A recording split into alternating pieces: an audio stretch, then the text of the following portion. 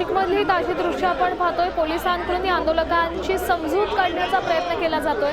बॅरिगेटिंगची लावण्यात आलेले आहेत। बॅरिगेटिंगच्या माध्यमातून ही गर्दी पांगवण्याचा प्रयत्न सुरू आहे, मात्र काही केल्या ही गर्दी आटोक्यात येत नाहीये। त्यामुळे पोलिसांकडून काही आंदोलकांची धरपकड ही करण्यात आली।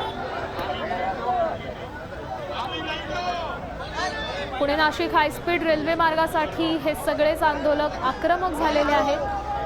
पूर्वीचा जो मार्ग होता तो पुणे आणि नाशिक या दोन्ही शहरांच्या कनेक्टिव्हिटीसाठी अतिशय सुलभ सोयीस्कर होता, त्यामुळे सर्वसामान्यांचं